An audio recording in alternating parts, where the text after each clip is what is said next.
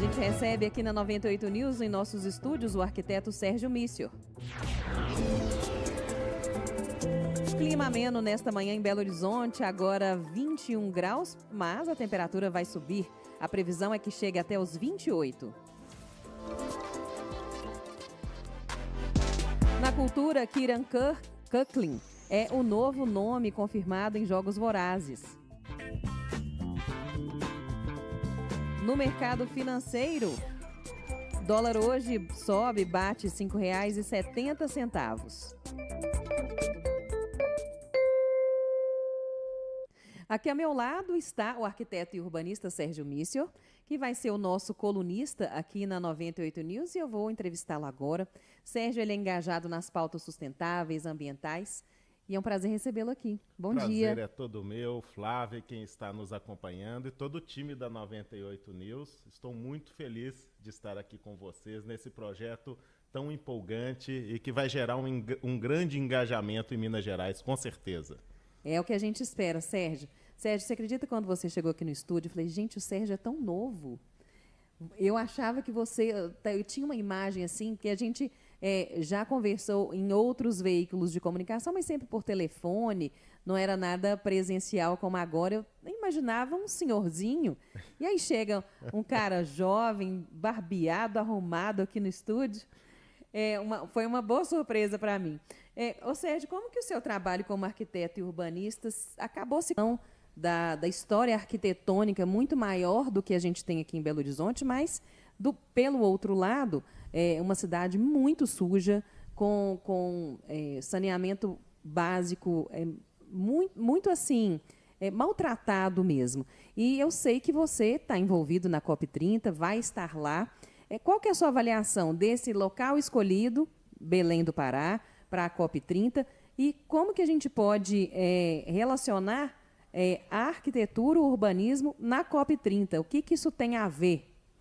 Bom, vamos lá, né? Primeiro nós temos que considerar, né, fazendo um recorte mais geral, que no caso brasileiro, mais de 84% das pessoas vivem nas cidades, né? Então esse tema urbano é um tema que até então não era tratado de forma central nessas agendas de mudanças climáticas, mas hoje a gente percebe, né, que a questão urbana passa a ter um papel central, inclusive no enfrentamento e nas soluções tecnológicas, econômicas, sociais. Então isso me parece fundamental. E se a gente olhar o Brasil, né, do ponto de vista de emissão de gás de efeito estufa, os maiores emissores estão ligados à questão das queimadas, né, e do uso da terra, mas quando a gente olha esse recorte da cidade, onde a maior parte das pessoas se encontra, nós percebemos que as maiores emissões estão ligadas ao setor de transporte, mobilidade e energia, e ligados também às questões de resíduos, né, que esbarram num dos eixos do saneamento. Então isso já coloca a questão urbana, né? E aí arquitetura e urbanismo dentro da discussão, né? Não só em relação ao enfrentamento, mas as possibilidades e essa potência, né? E agora fazendo esse recorte para o Brasil, né? Essa agenda climática é uma agenda desafiadora, porque afinal de contas, né, envolve quase 200 países. Sim. Todas as decisões são naturalmente realizadas por meio de consenso e há diversas estratégias para se chegar nesse consenso, mas a verdade é que as ações globais estão muito aquém daquilo que é necessário. E aí surge o Brasil como um importante protagonista dessa nova agenda. É a agenda da economia verde, né, de uma novíssima economia limpa, sustentável, onde o Brasil pode assumir um papel de centralidade, porque, afinal de contas, somos a maior biodiversidade do planeta. Sim. Temos uma matriz energética predominantemente limpa, né, não só da nossa tradição nas hidrelétricas, mas também da energia solar, da energia eólica, né, do nosso biocombustível, que é uma potência, inclusive em Minas Gerais. Né? Então, é natural que o Brasil, assumindo esse protagonismo, ele faça, então, dessa COP na floresta, uma COP que discuta não só as questões da biodiversidade, mas as questões urbanas. E aí, Agora chegando na questão central, né? Por que Belém? Claro que Belém tem uma série de desafios, mas Belém também é um pouco do retrato do Brasil.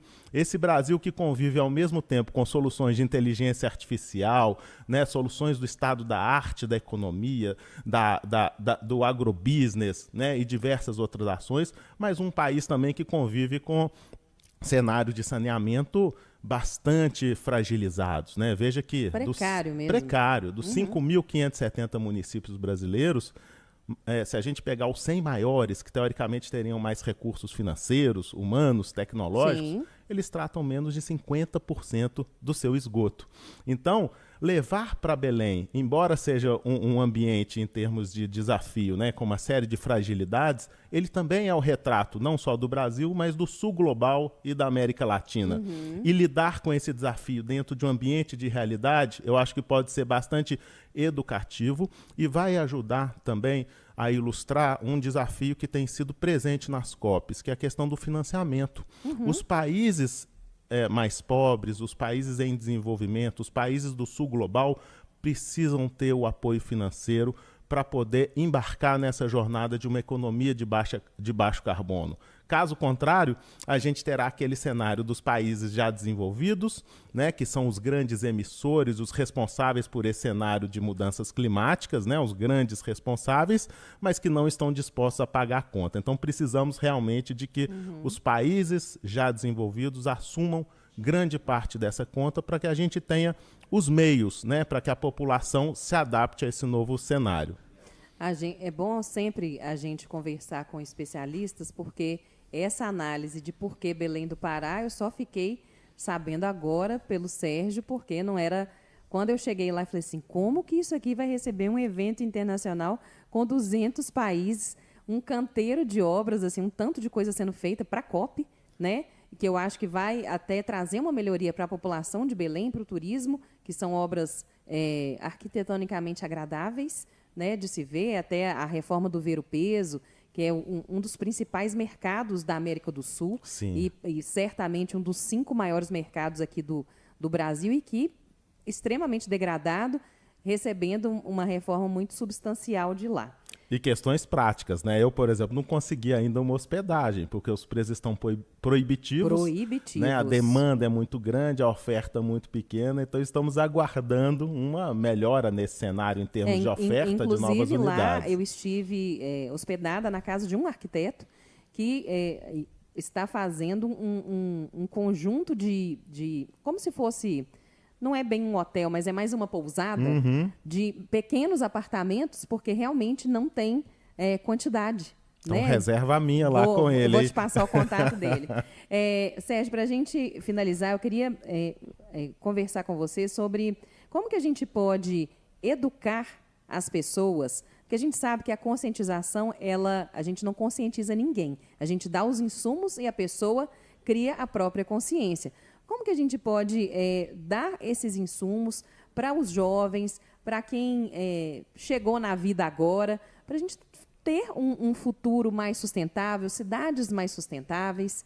O que a gente pode trazer aqui de orientação para essas pessoas, até para pais que vão orientar seus filhos desde o início, para a gente ter um futuro menos distópico, como a gente vê nos filmes?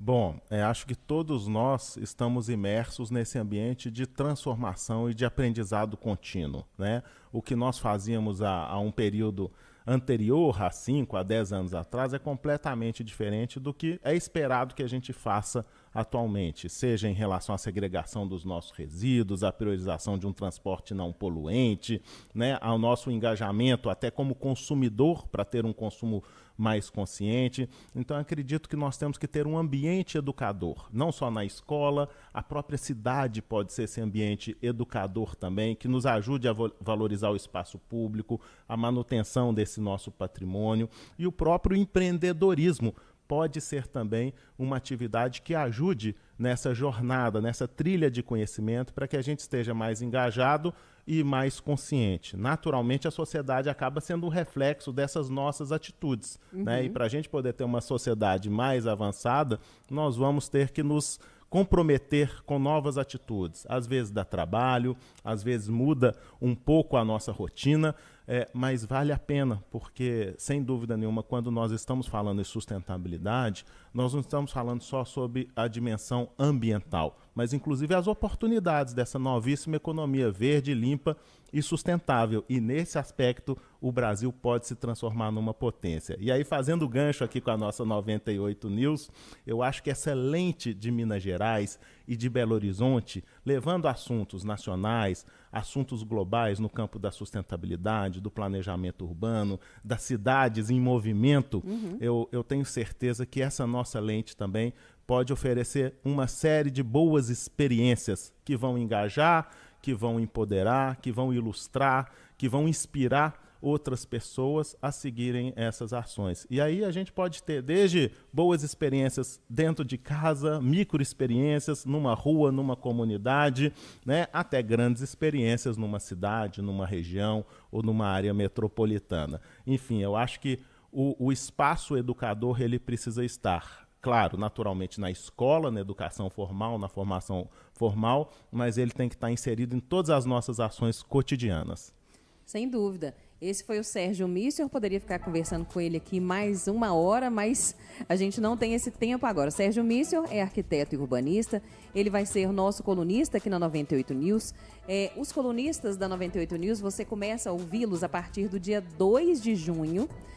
Teremos mais de 20 colunistas de todas as áreas e o Sérgio vai ser o nosso especialista em meio ambiente, em arquitetura, em urbanismo. Muito obrigada, Sérgio, pela disponibilidade de falar com a gente. Eu que agradeço, é um prazer e vida longa para 98 News. Eu tenho certeza que essa lente mineira e Belo Horizontina vai ser fundamental para a gente poder articular os temas regionais, nacionais e mundiais, sempre numa conversa equilibrada, bastante instrutiva e com a participação de quem está nos acompanhando.